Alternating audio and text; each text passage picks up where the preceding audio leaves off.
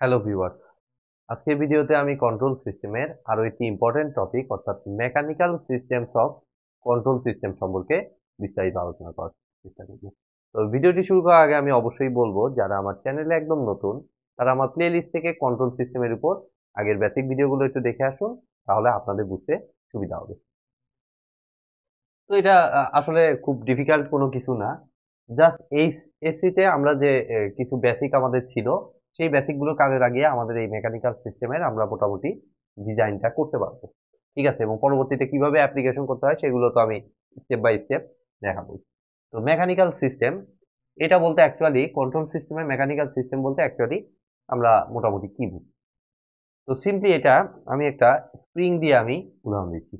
Simply আপনার একটা অবলম্বনের সাথে যদি আমার এইরকম একটা স্প্রিং লাগানো থাকে, তাহলে আপনারা নিশ্চয়ই এইচএসসি তে একটা ফর্মুলা দেখেছিলেন যে আমাদের এই স্প্রিংটার যে ফোর্সটা, স্প্রিংটা যত জোরে টান দিব তত বেশি ফোর্স আমরা ফিল করব, অর্থাৎ স্প্রিং কনস্ট্যান্টের সাহায্যে এই ফোর্সটাকে আমরা বের করতে পারি। অর্থাৎ এই স্প্রিং এর ক্ষেত্রে আমাদের কে যদি দেয়া থাকে, তাহলে সেই অনুযায়ী আমাদের স্প্রিং এর যে ফোর্সটা সেটাকে আমরা বলতে পারি হচ্ছে এফ ইজ ইকুয়াল টু কে।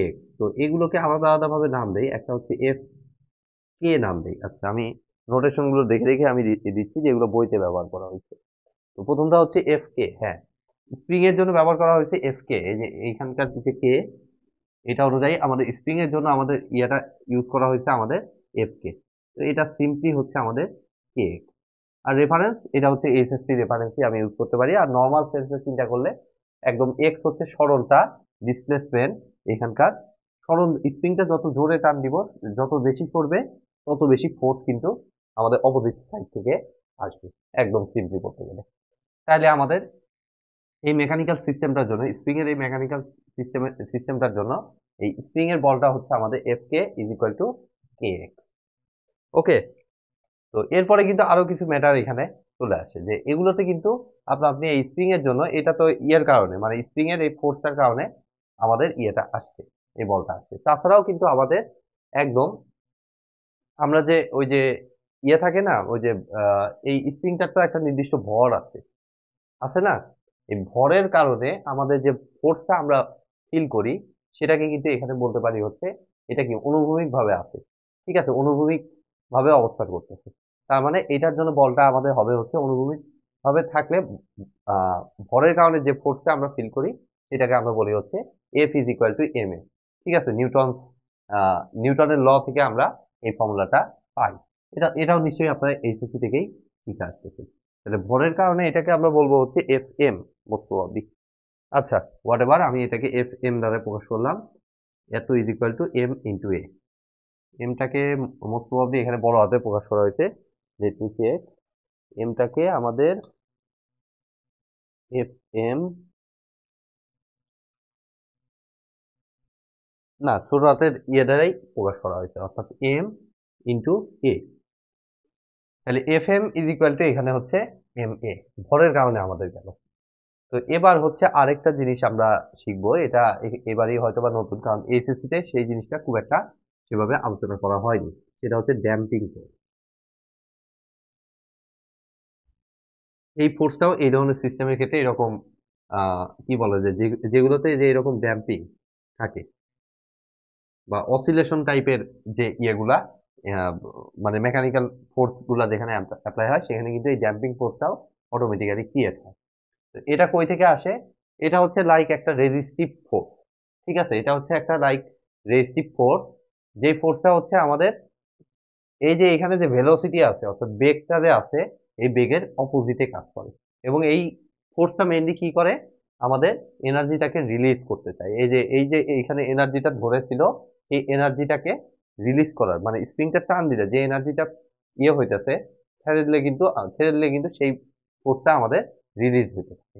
ঠিক আছে, অর্থাৎ ওয়ান কাইন্ড অফ এই স্প্রিং ফোর্সের মতোই অনেকটা, বাট একটু ডিফারেন্ট। এটা ভরের রেফারেন্সে এই ফোর্সটা আমাদের করতে হয়, অর্থাৎ সিম্পলি। আবার আপনি চিন্তা করেন যে যত বেশি সরণ হবে তত বেশি ফোর্স ফিল করা হবে। তো একইভাবে ড্যাম্পিং ফোর্সটার ক্ষেত্রে আমাদের যে ঘটনাটা ঘটে, এটাকে এফডি দ্বারা প্রকাশ করা হয়। যত বেশি ভেলোসিটি হবে, অর্থাৎ যত বেশি ভেলোসিটি হবে, যত জোরে আপনি টান দিবেন, তত বেশি আপনার ফোর্স আপনি ফিল করবেন, এটাই তো স্বাভাবিক না? তো এখানকার সম্পর্কটা হচ্ছে F D is proportional to V, ঠিক আছে? এবং এই যে প্রপোর্শনালটা এটাকে তুলে দিলে যে কনস্ট্যান্টটা আসে এটাকে আমরা বলি হচ্ছে বি, বি ইন্টু ভি। ওকে, এফ বি ইন্টু ভি। ওকে, আমি জাস্ট নোটেশনটা একটু খেয়াল করতেছি। এফ এর ক্ষেত্রে এখানকার নোটেশনটা ধরা হয়, হ্যাঁ এফ বি ধরা হয়, সরি এফ ডি না, এটা হচ্ছে এফ বি। এই যে এখানকার কনস্ট্যান্ট অনুযায়ী এই এটা ধরা হয় হচ্ছে এফ বি। ওকে, তাহলে F B is equal to B into V, অর্থাৎ এইখানে মেকানিক্যাল সিস্টেম অনুযায়ী আমাদের টোটাল ফোর্সটা হচ্ছে আমাদের এইটা বি ইন্টু ভি। তাহলে এই যে মেকানিক্যাল সিস্টেমটা, এই যে টোটাল মেকানিক্যাল সিস্টেমটা, এর উপর যদি আমরা ট্রান্সফার ফাংশনে কিন্তু এখনো যাই নাই, আমরা ফার্স্ট অফ অল জানার চেষ্টা করতেছি একটা মেকানিক্যাল কন্ট্রোল সিস্টেমের ভিতরে কি কি টাইপের ফোর্স আছে এগুলো সম্পর্কে মোটামুটি একটা আইডিয়া নেওয়ার চেষ্টা করতেছি। তাহলে এই সিস্টেমটার উপরে আমার যদি টোটাল ফোর্সটা আমি হিসাব করতে চাই, তাহলে এই ফোর্সটা মেইনলি হবে হচ্ছে আমাদের এই তিনটা ফোর্সের যোগফল, অর্থাৎ F K plus F M plus F B. মানে হচ্ছে সিম্পলি আমি এই ভ্যালুটা যদি বসিয়ে দেই, পরবর্তীতে আমাদের প্রবলেম মানে ডিরাইভ করার সময় বিভিন্ন টাইপের ডিরাইভেশন আছে, এগুলো করার সময় কিন্তু এগুলি কাজে লাগবে। তো আমি একদম বেসিক থেকে খুব ইজি, টাফ কিন্তু কিছুই না, ড্যাম্পিং ফোর্সের জন্য আমাদের বি ইন্টু ভি। তো এটা গেল কিন্তু একদম লিনিয়ার টাইপের যদি মেকানিক্যাল সিস্টেম হয়, কিন্তু সিস্টেমটা যদি এরকম লিনিয়ার না হয়ে রোটেশনাল টাইপ হয় তখন কি ঘটনা ঘটবে সেটাও কিন্তু আমাদের একটা গুরুত্বপূর্ণ বিষয় বুঝাটা। তো সেটা বুঝতে হলে আমাদেরকে যাইতে হবে এখান থেকে সিম্পলি মেকানিক্যাল রোটেশনাল সিস্টেমের জন্য আপনারা এটাও এইচএসসি তেই করে এসেছেন, সেই প্রসেসটাই আমাদের এখানে অ্যাপ্লাই করতে হবে। সেটা হচ্ছে এফ এর জায়গাটায় রিপ্লেস হবে হচ্ছে টর্ক দ্বারা। এটা হচ্ছে রোটেশনাল, এটা হচ্ছে লিনিয়ার, আমি এখানে উল্লেখ করে দিচ্ছি লিনিয়ার। আজকে যেহেতু বেসিক টার্মগুলো আমরা দেখতেছি, জাস্ট এগুলো আমরা দেখে যাচ্ছি। আর এটা হচ্ছে ফোর্সের জায়গায় হচ্ছে টর্ক বসে যাবে, দেন কে তো কেই, আর এক্স এর জায়গায় বসবে হচ্ছে theta, angular displacement theta, plus M এর জায়গাটায় আমাদের বসে হচ্ছে inertia, moment of inertia I, then হচ্ছে এ এর জায়গায় বসে হচ্ছে আলফা। আলফাটা কি ছিল? অ্যাঙ্গুলার অ্যাক্সেলারেশন যে, ঠিক আছে, এটা হচ্ছে আলফা।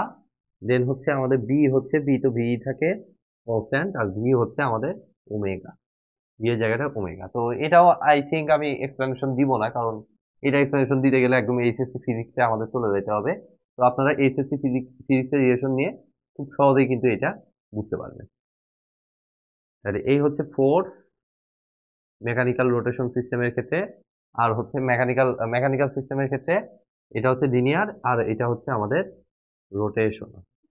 এগুলো প্রত্যেকটা জিনিসই কিন্তু আমাদের পরবর্তীতে কাজে লাগবে। তো আমরা আজকে বেসিক ক্লাস হিসেবে এই জিনিসগুলোর সাথে জাস্ট ইন্ট্রোডিউস করছি, ঠিক আছে? ড্যাম্পারের সাথে আমাদের এই মোটামুটি ইয়েটা। তো এই হচ্ছে মোটামুটি আমাদের মেকানিক্যাল সিস্টেম। এই যে কন্ট্রোল সিস্টেমের ভিতরে যে মেকানিক্যাল সিস্টেমের যে কনসেপ্টটা আছে, পরবর্তীতে আমাদের বড় বড় ইকুয়েশন গুলো সলভ করতে আমাদের যা লাগবে সেটা কিন্তু গোড়া হচ্ছে এই আজকের এই ক্লাস থেকে। অর্থাৎ এখান থেকে এইটার অ্যাপ্লিকেশন কিন্তু আমরা নেক্সট ক্লাস থেকে আমরা আস্তে আস্তে দেখতে থাকবো, এবং তারপরে আমাদের আস্তে আস্তে এই এই টপিকটা শেষ হতে থাকবে। তো আজকের মতো ভিডিওটি আমি এখানেই শেষ করছি। ভিডিওটি যদি ভালো লেগে থাকে অবশ্যই ভিডিওতে একটি লাইক দিবেন, বন্ধুদের সাথে বেশি বেশি শেয়ার করবেন, আর চ্যানেলে নতুন হয়ে থাকলে অবশ্যই চ্যানেলটি সাবস্ক্রাইব করবেন। ধন্যবাদ।